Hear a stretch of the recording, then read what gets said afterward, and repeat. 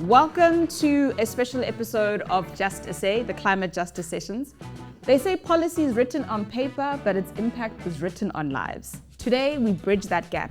We're unpacking the new Climate Change Act, and not just the legal text, but what it looks like in practice and how it directly affects us.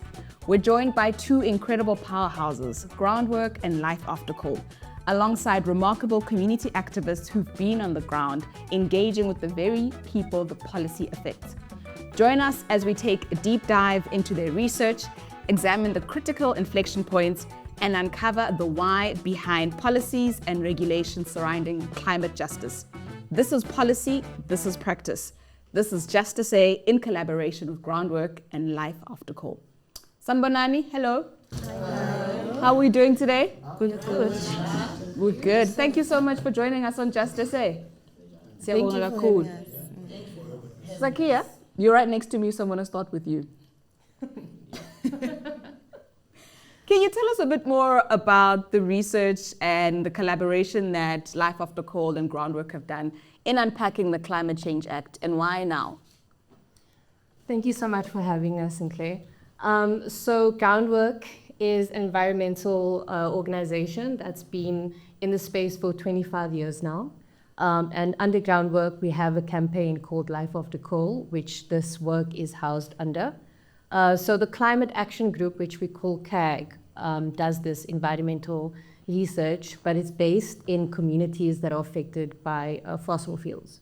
So the importance of this research is to really forefront the experiences of these communities who are suffering from the causes that come from fossil fuel burning, transportation, infrastructural damage, environmental damage, health damage. And I think what's mainly important is that we're taking community experiences and we're showing that this is important, and it's not only important if we're looking at academic research or research that's done in universities, but this is real research. These are real experiences and real results. Awesome. So this is very interesting work, because I think sometimes there is a disjoint between policy and how it's implemented on the ground. But let's set the scene. Who's with us and who's joining us today? Great. So our CAG research is done across the Highveld Environmental Justice Network, which includes 16 organizations. And today we have Desiree, who's from SETSI, which is the South Durban Community Environmental Alliance. We have Ronald, who is from Vukani Environmental Movement. We have Basetsana, who is part of Pula Environmental Justice Alliance. We have Ntombi, who is our community research coordinator, who's also based in Pula. We have Israel from Insejo, and then Nature from the Mgina Climate Change Movement. Sure. So it's a broad range of the activities taken across the country, but also the importance of community activism in action. But I think, Nature, let me come to you. When we talk about the Climate Change Act, what actually is it? Like, what is it and what does it mean? Oh, thank you, Sinclair. So the Climate Change Act, it aims to enable South Africa to respond effectively to climate change challenges, promoting a just transition or a transition towards a low carbon society. That's the purpose of it, to hold the polluters, whether be it corporate polluters mostly, to hold them accountable. Yeah. And so, Ivelapi, where does it come from? And who drafted it? I think sometimes there's also this disjoint to say who owns the policy. And maybe Israel, you can talk to us about that. Is there a specific municipality that's in charge of it? Is it a specific department? Who came up with the act? The act, thanks for Lamjin. The act is mainly drafted by our own government, but the institutions under our government way to, as you know, we back on Masipala up to one, kufek back on a province, back on a district, back on a local municipality. So these entities are responsible. Also benze sure ukuthi le act le unature khuluma nayo uma seyikhona iyenzeka implementeka up to the ground ukuthi yenzeke zonke izinto okufanele zenziwe ile act ziyenzeka to an extent that kuze kube kufanele kube khona ngisho ama-forums azosebenza ukwenza sure ukuthi le act ikhona, iyasebenza, iyazenza izinto ey'fanele izenze, because if there will be no forums, which means the act will be useless, because there will be no practice of what the act aims to achieve. As Masters have said, it aims to transition the people from what we are doing to a better. Okay. Yeah. But in that transition, Dombi, I want to come to you. Why do we need an act to guide us in transitioning? Is it because there are specific laws that might change or communities that might be left behind?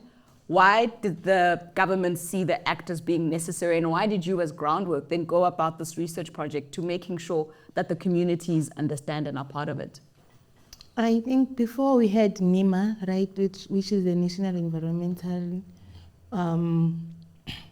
Management Act, and then now that we have a Climate Change Act, the Climate Change Act directly deals with the legislatives which speak to climate change. So for us to sit down and now want to unpack the Climate Change Act and do the research, how people feel about it, what people think about it, is it really working? It was to get the feel if people on the ground do understand what the Climate Change Act is and how to use it, and if it does actually assist in a way that's supposed to assist. Yeah. Yeah. And do you think it is assisting? Do people understand the Climate Change Act on the ground? Like, how do people feel about it? One bayayazi, do they understand it? How does it feel on the ground? When we're talking about the ground, we're talking about communities, and they have no idea. Sure. When you come to them with the word Climate Act, it's a jargon, it's a bombastic word. They have no knowledge, especially if you come to our municipalities. They do not engage with the communities, teach them, have one-on-ones, or maybe have a meeting with the whole community. What do we call this? The house, what? Like the IDP sessions? Yeah, IDP sessions, Yeah. some sort of that kind of meetings. We do not have a way to engage with them, a way to talk to them. They are always defensive. Sure. If we apply defense, because obviously there's a communication that needs to take place. Where do you think that defensiveness comes from? Because it's different language, or it's a bombastic word, it's difficult sometimes? Or where does that defense come? Or maybe it's a mistrust, right? I don't know. Desiree, what do you think? Yeah, for me, I just think some people don't understand the act. So that's why we need education, like GroundWork, Life After Coal, SETSI, coming in and educating people on the ground, because they're using high words and our people, grassroots people, don't understand it. So it's important for us to come down to their level and talk to them so they can understand. So that's why we have community meetings. Yeah. And in those community meetings, Ronald, what do you say? Like, where do you start off in having meetings and discussions around the Climate Act and how it affects them as a community? Yeah, thanks. I think the problem starts when it comes to the policy drafting. Okay, the government, they can sit down in those stakeholders forum and discuss the issues. Yeah. And discuss the issues about the communities of which the community don't know. Sure. So our problem is that come to us, let us engage, come and consult with us, find the issues within the space of the communities. What are the issues? Find out from the community members. Let us debate, let us discuss the issues. Then we can come and sit down and then now start to draft the policies. What is it right for the communities? Don't just come to us and say, here's the draft of the Climate Change Act, and it is done and it's okay. Just it's a paper that is there in the shelves. Yeah. So I think the problem starts there. But I can say the communities, they don't have any idea what is Climate Change Act is. So I think we are very much lucky to have GroundWork, your AdLife, your community organizations that we come together and try to find the solutions for ourselves, not depending on the government or the industry. As they are coming together and they debate and they have these discussions in the boardrooms without us, and taking decisions for us without us. And that is, I think that is the confusion, and that is causing the real problem within the space of the community. And I think in environmental justice, there's a lot of that comes up, right? So Zakia, for me, it's also the responsibility component. Who's responsible for sharing that information? Is it the community's responsibility to go and find that information? Is it the government's responsibility to come to the community and give that information? How do you position yourself as, GroundWork or Life After Coal or civil society generally from that responsibility? So usually our acts are published in the government gazette. Yeah. But I'm sure that most people don't actually look at them. I mean, me myself, I wouldn't have gone to the gazette and said, okay, here's the Climate Change Act, then let me have a look through it. So what has emerged actually from the research is that we need our municipalities and our national government to do radio talks or TV shows where they break down this act in plain English or whichever language whichever language would be understood by the audience. And in that way, the communities can be informed, they can make, I'm sorry, I'm losing my train of thought. It's okay, no worries. They can try to make amendments based on what they think is correct or not correct. But we do have a main issue of the communications department in national government and even municipalities. They make it, and I think it's actually a tactic that they use because they don't want communities to be able to access this information. Sure. So, especially with the jargon they use and the high English, it's like we know our education level in the country, we know our access levels in the country, but the government is still intentionally creating an act or different legislation that uses this high English that cannot be accessed by most of our people. And that again creates that gap in understanding, but also engaging with the act and unpacking it. Nature, what was your experience? When you went into communities and you had interactions, what was your experience when you tried to explain to Abantu what the act means or what it looks like? It's, I'm sorry for even laughing because it's not even funny. Just like Ronald said, people don't know what even climate change is. Sure. So what about the act? They don't even know. We are not even living through the weather now, simply. We're living through climate change. We have summer in the morning and it rains, now it's windy. They don't understand it. So the experience was that, it is good to be the eyes and the voice of the people to get to educate them. It's not like they don't know because they are ignorant. They do not know because not all of us had the opportunity to do maybe your life sciences, your geography and stuff. So my experience was that I was really excited when I was called in to be part of the research team. It's something I'd love to do. So going around and asking people certain questions, what bothers them, what is what, and knowing that these people are clueless. They don't even know what you are on about, what you are talking about. They don't know the acts, they don't know the law, they don't even know the Constitution. So it was a push to know what, just to keep doing, raise awareness, have other people who will have the same goal as you, to research more about this, to know what to do with this information when you find it, and make sure it lands on the right ears. Just get that 1% in the room to hear you, and everything else will just follow. Yeah.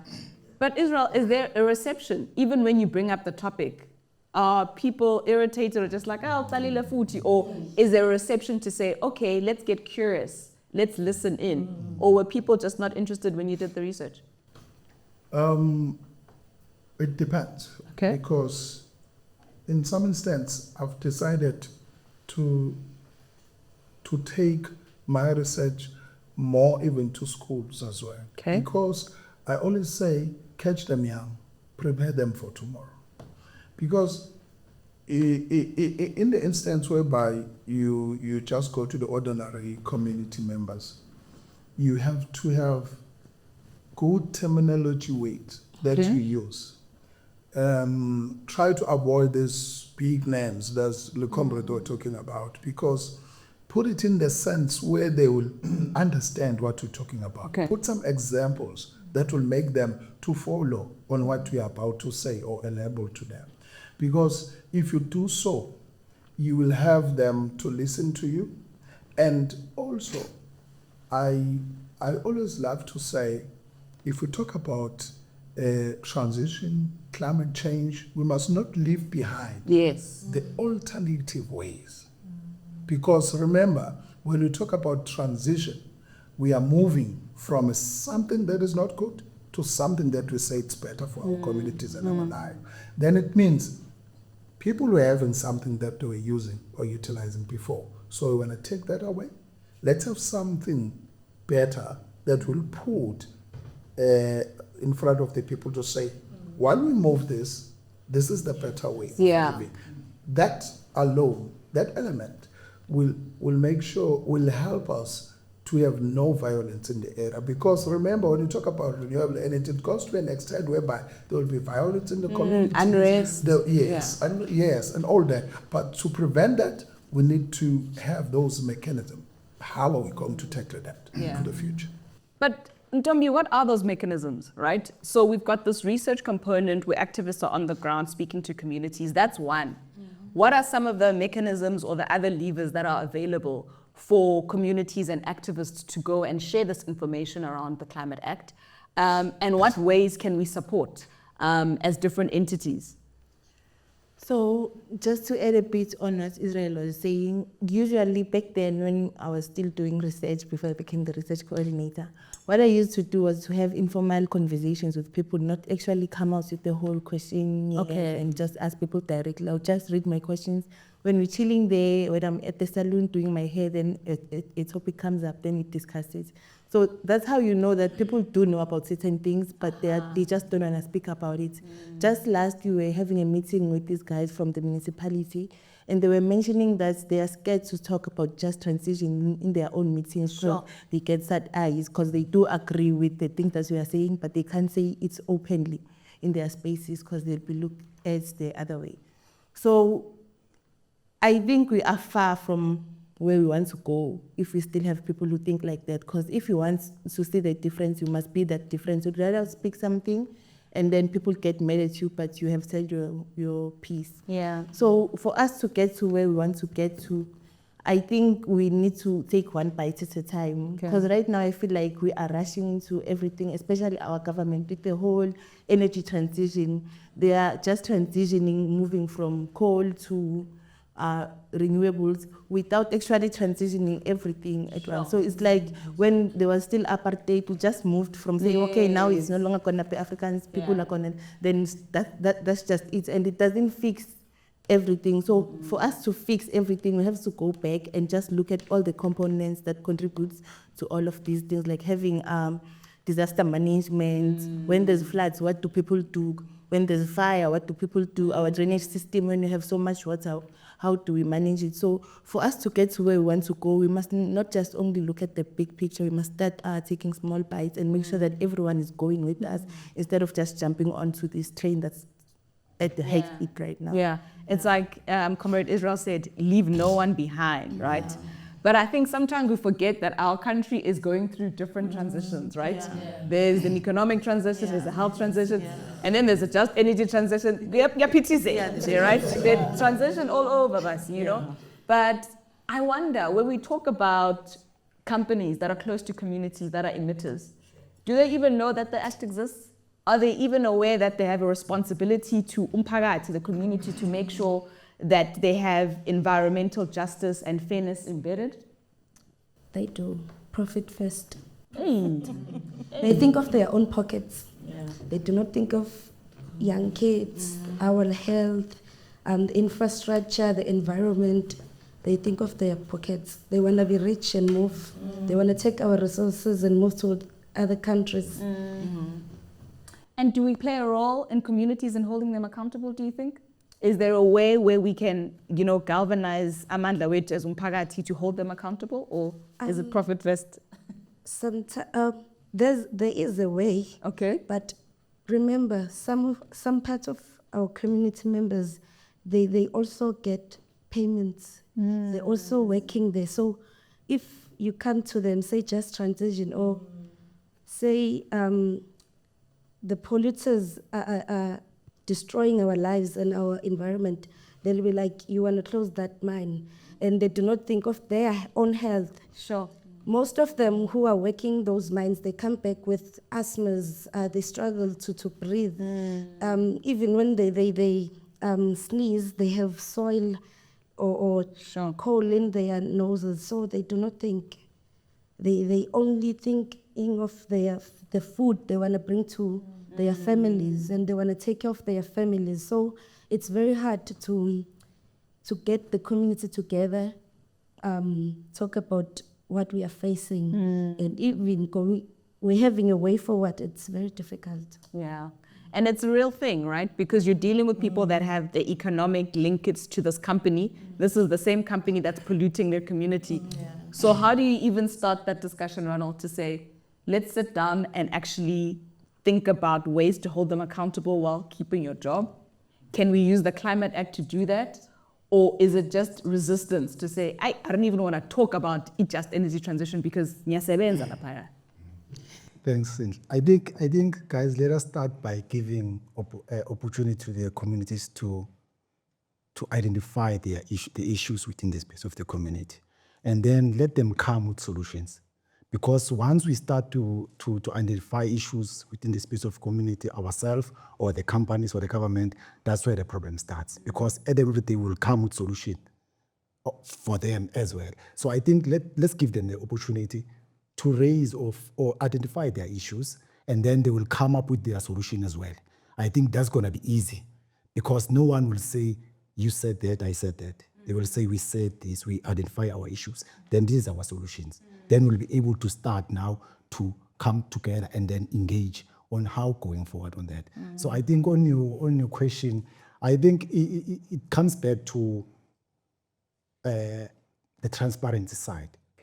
They are not being transparent to us, because we engage with the companies, and we sit with them in the ITT meetings, MSRG meetings, where all companies, they come together, the municipality, and even the civil society organization. That's where they came in to report their quarterly emissions and on how did they emit, or where did they reach their level of emitting. So I think even the way of them of reporting and presenting to us, it's another way whereby the community does not understand the language itself, even the presentations. I don't even speak alone of the graphs that is there. People, they don't understand. I think we are always saying that the same thing. Guys, try to give us the information prior, so that as organization we can be able to go through the information, then we can be able to hold you accountable, because we are the community. We need to hold you accountable on what you are doing. So I think that is a problem that we are having, and we have a way of going forward and go back again, because like there's no way forward. But I think to come and report is just a tick box exercise to say the companies, they come and the municipality itself, they fail to hold the companies accountable of whatever that they are doing, because they are reporting the same thing, and the style of reporting or presenting does not change. It's the same routine, of which we are saying, no guys, it's okay, but be transparent. Let us be able to have a question after you presented. So if you present, then you sit down, we clap hands, you are done. It doesn't make sense. So I think that is a problem. But I think as communities, we know what we want. And we gather as community organization, and we talk about these issues. And we know what is it that we want. But the issue, it's where when they come together with the companies and try to engage with them. But we see that there's no transparency at the end of the day, yes. Yeah. So Desiree, I think you've been in the activist space and you do a lot of work alongside community organizations. What was your response when you did some of the research work? Yeah. So with the people on the ground, as they said, a lot of people couldn't understand. So we have to break it down to them. And for me, with the industries, I want to talk to, especially us in Durban South. We have certain industries that just ignore you. Sure. So we had to call in the portfolio committee. We had to write a letter to them as SETSI and ask them to assist us in talking to certain industries. And then they commanded them to come and see us as a community. And that's when we started to talk to them. So wait, it took government telling them to come and speak yes. to. They refused to talk to us for years. We've been fighting them. Sure. Refused to talk to us. Only now the government told him, summoned them to a community meeting. Then they decided now they'll talk to us. But still, they still play games because you as a community do all the talking, they still don't give you answers, you know, which is so wrong. Yeah, it's sad. And I think the difficulty is that we don't operate as silos, right, Zakia? We have to work with government. There's no way we can work outside of government. But is there a middle ground? Like, is there a middle ground where we can sit down with them and say, this is what the community wants? And Ronald said it, that the community knows they're not just sitting there passive, they know what they want. They need to be consulted properly and not to tick a box. Is there a middle ground where we can sit with civil society and government and say, guys, let's hold these polluters and corporates accountable?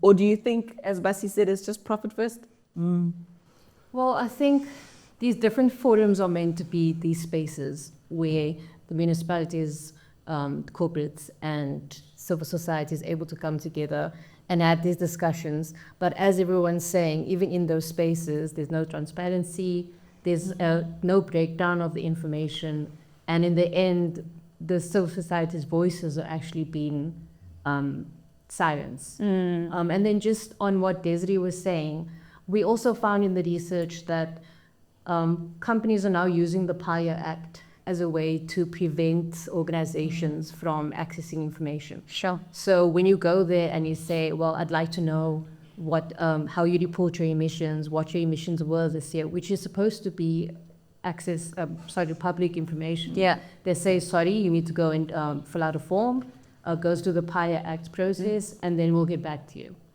So they use these different mechanisms to prevent access to information. But like I said, the forums are supposed to be these spaces, and I think if we do have a forum that actually allows for these voices to be heard, there can be a change. But because of this profit first, and you know, our government does profit from what the corporates are doing. Yeah. So they're also putting profit first. So it's battling between these two entities that don't care about what's happening on the ground. They care about their pockets. Sure.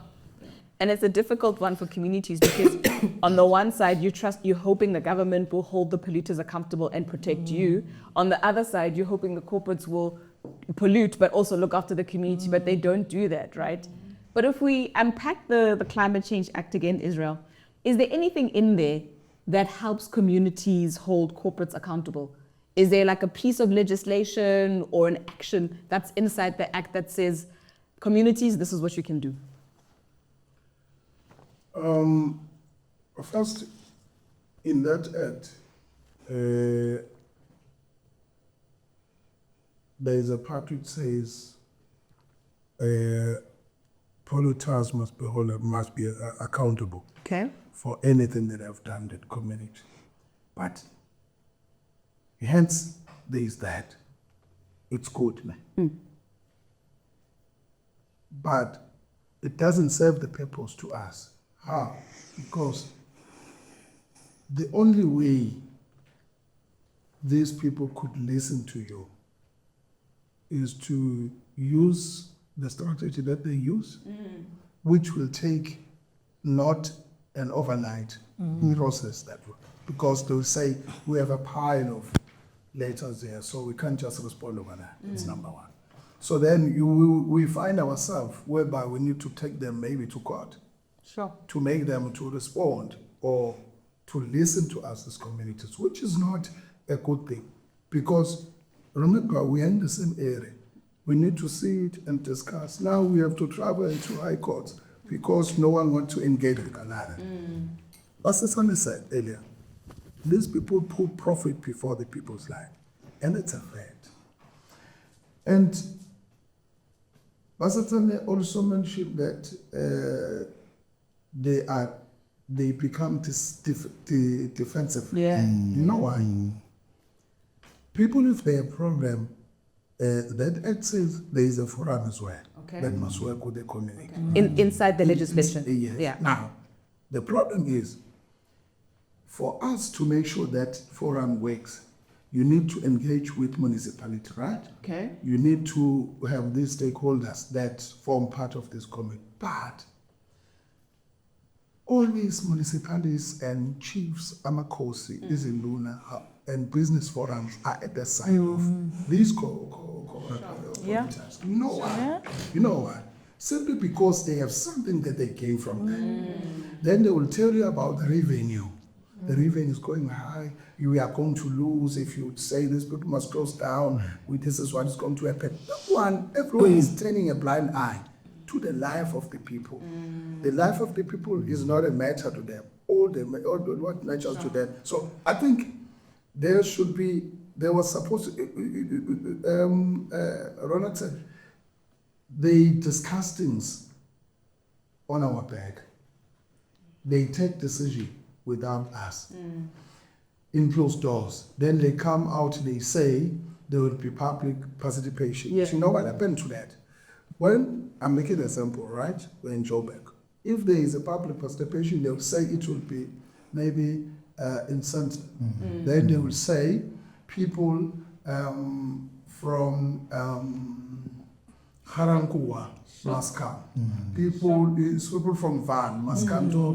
Then people now need to spend money On transport. and transport to go. And at the end of the day, they don't care about that. NGOs like GroundWork Life After Coal, us as other NGOs are now taking responsibility of making sure that people are going to attend, which is not our responsibility. So because you know what they're doing, they are just making sure that they tick a box that we have arrived in this province, arrived in this province. This is what people have said. And they even cook people. Before, you know how they cook people? To say what is going to be in their favor. Wait. They cook people as in community members. Yeah, you know how they do that? You know how they do that? Please, check. They release forms. They will say, company is going to hire so much people. Yeah. They talk about the same company and then you need to discuss it. Then people will be crazy thinking about jobs. Then they say, all people that are not employed must come and bring their CVs. Everybody bring their CV. They are going to employ you. People with companies, bring your document. People fly to do that. Then they say, right, you must support the company because company is going to hire you. We are having maybe a case against a company from so organization. Guys, show your support to the company because the company is going to sustain you. Then people will be on the side of the company. So by the time you have the public participation, even on issues around the act, there are already people that are saying nope. And people will say, the company is good, the company is going to give us jobs and that because people have been promised. But later on, as we're moving, we're having cases and boom, in and out in court. Now people are coming and say, hey, we were bluffed. Hey, there's no job now. Because their eyes now are starting to be open because they are now in deep problems as we speak back. That is why it is a grateful opportunity that we'll always be grateful of that Life After Coal GroundWork have offered to say, let's go down to people. Yeah. Let's educate them. Also, Amako says in Dona, remember, they know nothing about climate change and renewable energies. So they need also to be educated about these things. All they know about it would pay a fine, also and so. About these things, they know nothing. That's a problem. Nature's laughing. Yeah. But can we not apply the principle of Intlaulo to climate injustice as well? Right? Especially when we talk about, polluters and big corporates. I mean, if we think about it, nature, that's what you're doing, right? You've done something wrong, so pay us, right? Cynthia, what I've come to believe is that our government isn't bad with these people. They are untouchable because they have our government with them. They last week I got this text from Dombi. It was from CER? From CER, they were suing ESCOM for over-polluting more than they should have. Sure. Laphana babhale ukuthi ESCOM iyasho ukuthi yaqiqelile ukuthi kulo nyaka lo we will over. Like how can you ask that? When you say this year we're gonna over-pollute, we're gonna do more than we usually do. It means we're gonna they don't see the results of it means more damage, more sicknesses. But if our government says, okay, it's coming, it's here, okay, it's fine. You get, so our government is in bed with these people. Sure. So it is a fight. We know it's gonna be a long walk to freedom, long walk to just transition. It is a long walk today. Yeah. Because come on, the policies, the acts are there, written by our government for us, without us, but it's hard for us to implement it. Yeah. Yes, that we were just in a process now with Total Energies. Total Energies, yes, like we see, you know what, citizens are like government. There's nothing we can do about it. We're just gonna be there screaming, but we're not gonna stop it. We're gonna keep doing that. We're not gonna back down. So, Ntombi, do you then think that the act is useless? Do you think the Climate Act is pointless? There's no point to it? You know, there's this part in the Climate Act that speaks about offences from the polluters.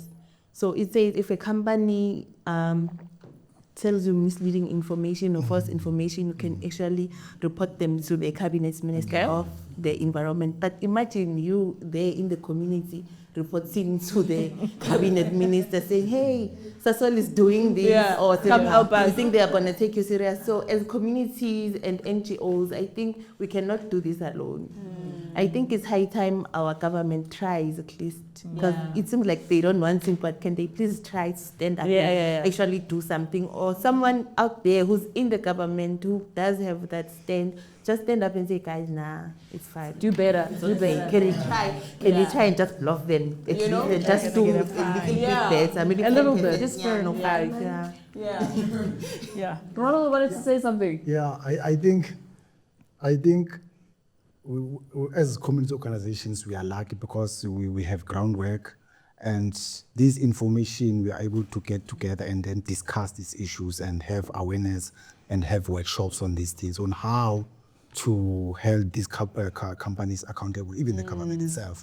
But you need a way, you need to find information, you need to get information. Yes. So the issue that we are having, that the access of information, we don't have that information. But as us, we do have that information, and we are able now to engage amongst ourselves and find a way forward. Then when we see that this thing needs for us to take go a route of litigation, then CR come in, then now we see, okay, this is the case. So I think that is the strategy that we need to use. Yeah, but you're not just going to do it anyway.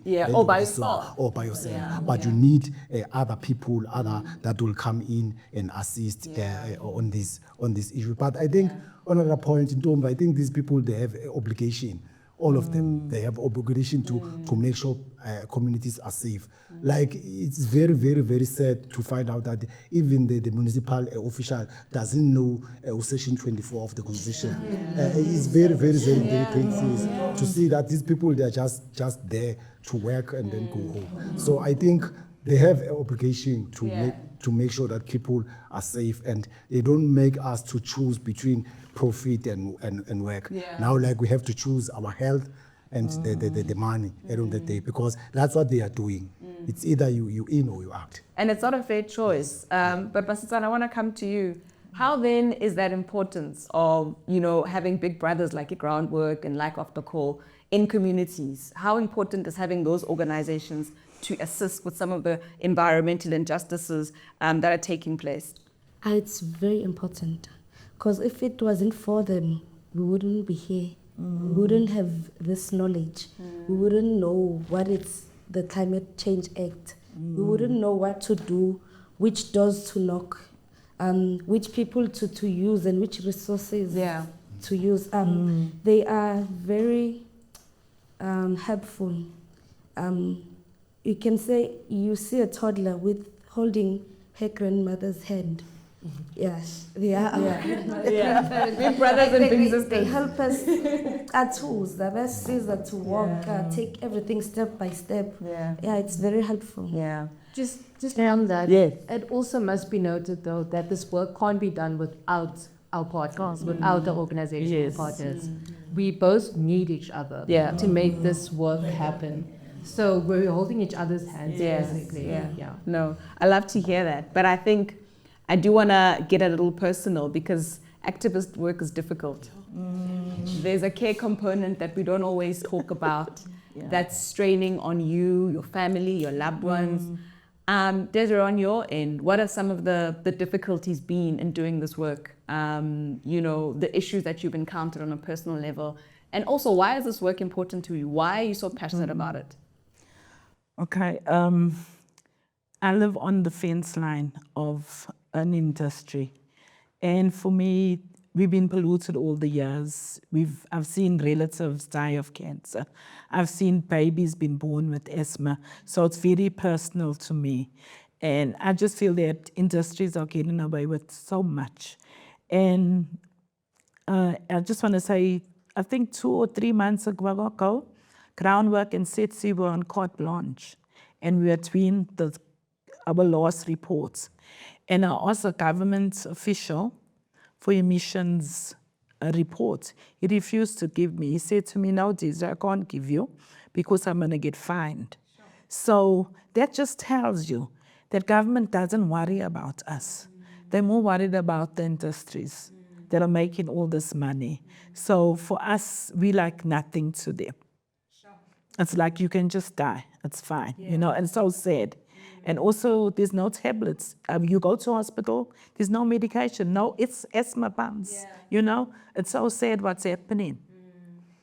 Israel, maybe talk us through, that personal aspect and what care looks like in activist work, because there's also a targeting that takes place from corporate and government that says, hey, loba msind. But how does that impact the work that you do, and why are you still actively doing it? First of all, I love myself, because I know nobody can love myself like I do. Yeah. Then if you have that in your heart, you start to realize that you need to take care of your life. To take care of your life, you will definitely need that Section 24 of our constitutional rights. Then, if you put it down and go through it, it just gives you that power, that knowledge, it enlightens to say, no, man, this is how it must be done. Then it's not an easy journey, because from the beginning it was just informal talks, like Dom was saying. Yeah. You talk to people. Then, when people don't listen to you, when people think of jobs, as we say, when they think of jobs more than everything, when people that are supposed to report them to, all of them, they're in the side of them, then you will have to say, no, the only way in South Africa to be listened, either you protest or picket, or you go to court. Now, when you go to court, definitely they will find out, this is the organization, like our organization, that is taking us to court. Then they will swing the story. They'll never say they went to court because we refuse to listen to them. Yes. All they would say, they want us to shut down and move. They don't want you guys to work. So we are going to shut down. If you guys are quiet, can you start talking to them? When a person is saying that, definitely you are saying, you're declaring a war between the people who are saying, let's hold these people accountable, this is not the right way to do it, and the other one is saying, hey, we want jobs. Yeah. We don't care about that. Yeah. Are you going to put food on the table to us? In our area, it's very important to say, we even work to an extent whereby the mine was closed down. Sure. A big company. When it was closed down, a person has to go extra miles, run away, because they were behind us. Sure. They were behind. The last time I remember we were having a march, just making an example to see how difficult it is. We were having a march with GroundWork. We always say GroundWork is Gwakoko. When you say Gwakoko, it's whereby when you say Koko come, so now, Then on that march, people just came fully armed in front of the police, saying, hey, we are not going to cross this line. Then when the police says to me, hey, you are the convener, take your people and leave. Don't cross the line, you have heard them. It shows you, and it tells you that you are not safe in South Africa. Yeah. It tells you that the only people that are safe in South Africa are the people that give government big bucks, not. So it's not a safe environment to live under, but because you have it in your heart, you can't say, I'm now being intimidated, they hunt me for my life, now I'm gonna withdraw. I don't have bodyguards. I live with the mercy hand of God. But people, it also have created some boundaries for me and my family. Sure. We don't go to where we are invited, we can't. We can't go to weddings, parties, we can't. We can't be visible anywhere in the community because we know we are being hunted. Because they say, he signed for the case, he is the one. He must be taken out of this community. And there is one thing people know. I always say, or saying this way there to one of the comrades of crime, say, education sometimes is very good because it gives you the power to risk before you take any decision or you respond. And then there are people who don't just reason, who say, you're taking this fat cook away from Mama, let me kill you. I don't want to mention their name, but they are those people in South Africa. So that's how difficult it is. But with the grace, with the support of all the NGOs around us, the table, we are fighting, we are going to make it, we will not stop. And we need more people who will see it with the eye, how GroundWork and how they want to see it. And so Nature, even from that standpoint, I mean, Desiree said how for her it's personal because she's living it right now, Israel saying that there's safety aspects that you have to put in line. How much more does the support then coming from, your big brother and your big sister or Life After Coal and GroundWork, how does that impact your activism, from a motivational standpoint, that you're backed up? Senke, when I started attending consultations with GroundWork, process marches with them, there was this, that's my color pants, kind of lobby for HIV, human rights defenders. Okay. When we were there, people were giving their testimonies.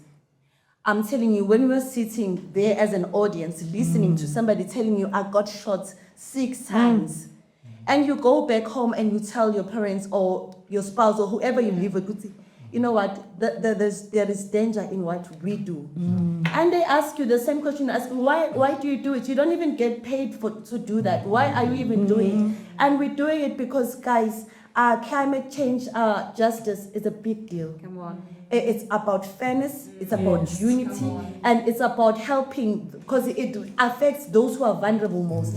It affects laba abahlupheke kakhulu, the abahlali basemtondo, laba abanganamakhaya. It affects labantu abahluphekayo.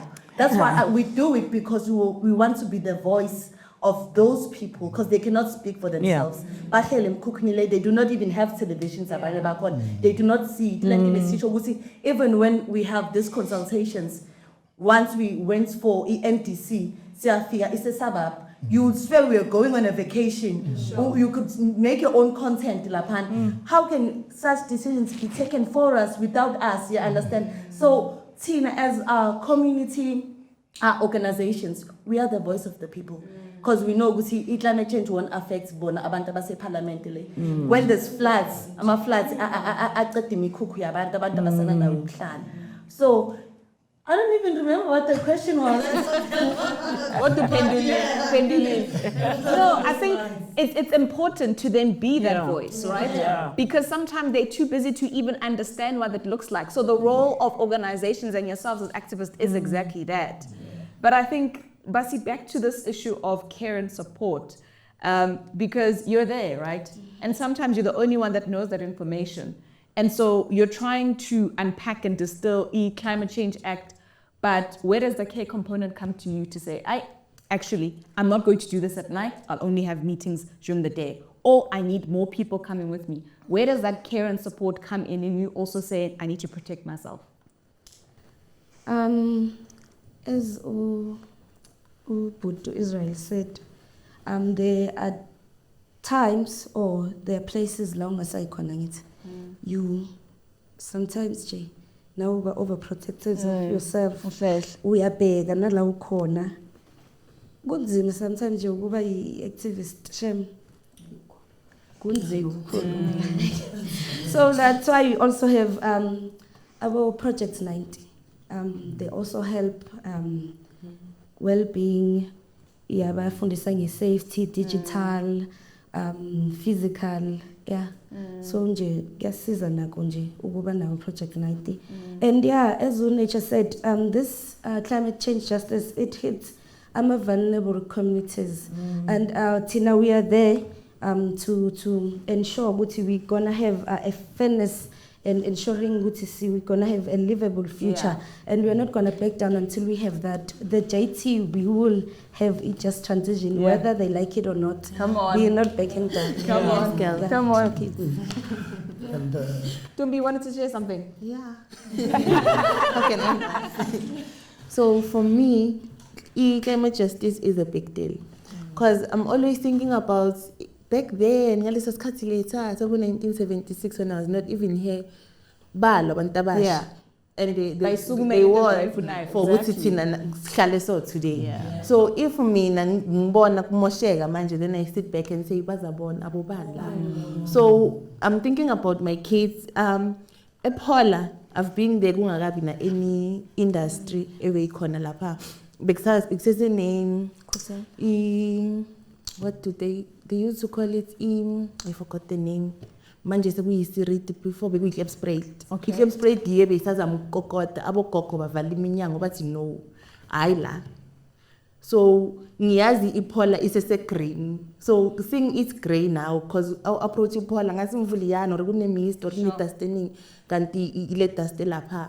So for me, I wish kwangathi turn up back the hands of time buyele back then, but since I can't, I want to see le change le engifuna ibe khona. And if mina ngasukumi ngilo akekho umunye ungasukuma ayilwele because mangizothi hayi sebazolwa abobani because nabo what if bahleli nabo balinda abanye bale.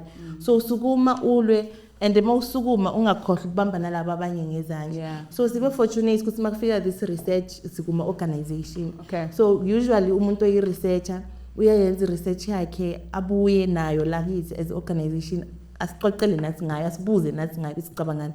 So makunjalo nalabo abanye abangekho part of the research bayakhona ukufunda nabo futhi baya to other areas and sifortunate ke thina as iPola Environmental Justice Alliance because sinabantu abaku-ECD ababu-MEM lapho, so they get to teach this. Nomuntu oku-ward committee uthatha that information ayimikise lapho. Kunabanye abakuma-council wase-clinic bayakhona ukuyithatha bayimikise lapho. So vamise ngisho ngithi si very fortunate because sinabantu abakhona ukuyihambisa le information. So in extent ukuthi sesine group in the community, not for just organization, the community as a whole that looks into environmental issues of which abantu bayahlupha lapho and ask for information.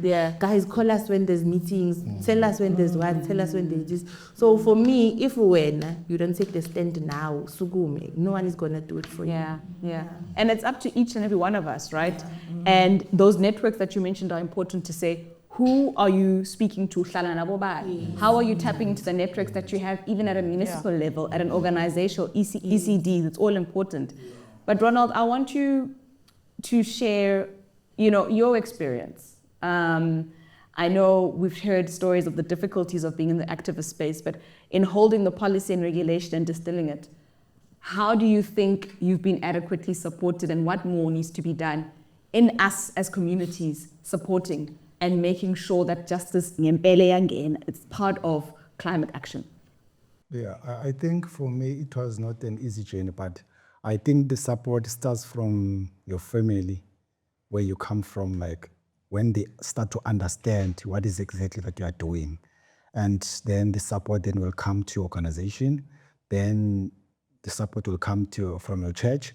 The support will come in different parts of your community. But just start by letting them know who you are. I cannot come to Paula and ask Ntombi who's Ntombi, they don't know Ntombi. They should know Ntombi and say, no, I will know Ntombi. So it's easy for you to operate and get the full support. But you cannot just turn a blind eye, like sit down. You need to look around you. What is happening? What is the issue that is happening around? You cannot just see a sewer that has been blocked for a week in your street, but you just keep quiet. You start there by advocating for that. Why is this a sewer has been blocked for a week? Why the municipality, they don't come and fix this? you know? So you start by doing that and ask the neighbors to say, this is not right. Yeah. Let them to understand, this is not right. You know, it does an effect in their health, in their life as well. So that's where you start. So I think I have a lot of support on my side, like especially in my organization, in my family. So I think we get to sit down and talk about it. But another thing, like they will say from my organization, say, if you see a danger, come back, pull back, and let's come and discuss and talk about it. Don't just go there and yes, don't be a hero, just go there. And when you assess the information, then you come back, then you start to talk about it. Where do we go from here? So I think it's not easy. It's not easy. Like now, this challenge from this research of going to the municipality and engage with them, it was a very difficult exercise to do. But we managed to do it, and I'm proud of these guys. And it's worse even the private companies, because those guys, they will give you something else that you don't expect. But the else we were saying, we were working with the communities. But I think we were able to make it out. So on my side, I think I've got all the support that I need, and I'm speaking with guys, different guys in the taxi industry. I go and talk to them and find out what they are thinking. So yeah. And that support is important, because the work that we do is important, right? So Zakia, we're going to wrap up. But I think I've learned so much, and thank you all for sharing so deeply and remarkably. I think Naminja, my fist is going up higher and higher. So thank you so much. But I think in wrapping up, what is the one thing that still remains unsaid? And what do you want our viewers to sort of take away from this incredible roundtable discussion, but also glean from in the work that you're doing? I think it's mainly get out there. You know, yes, you're going to see that these climate change issues are happening. You see on the news that somewhere has been flooded and you feel bad about it. So go out there and make a change. Get involved with an organization, even if it's on a small level. A lot of us don't have time, but just get out there. And we do recognize that people need these jobs. We have a very high unemployment rate. We rely on these industries so much. So we aren't ignoring that fact. We have to consider climate change, the act, as well as these social issues. But the main takeaway is get out there, get involved. That's the only way we can make an impact for change. Awesome. Thank you so much. Nature, ngiyabonga. But Israel, thank you. Dombi, thank you. Masin, thank you. Ronald, thank you. Desiree, thank you for your time, for showing up, for your honesty, for your realness. I think our viewers are so much richer from what you've shared and the experience that you've encountered as well. It's a long road, but we're so thankful that we can also just push the button a little bit in the sense of justice, in the sense of communication, in the sense of transparency and honesty. So siyabonga kakhulu is just to say, and thank you. Amandla. And there are people who can't run away from it. People with the name that pushes you, nature. Yes. Also, it's my name. Nature's there. Fantastic. And that's a wrap on season 1 of Just Essay, the Climate Justice Sessions. Thank you so much for joining us on this incredible journey. We've learned, we've grown, but most importantly, we've made sure that justice is embedded in all the conversations we have. Whether it's around JET, whether it's around community engagement or activism, you've been with us since day 1, and siyabonga. Join us again for season 2 in 2026 as we go higher in making sure that social justice is environmental justice. Thank you.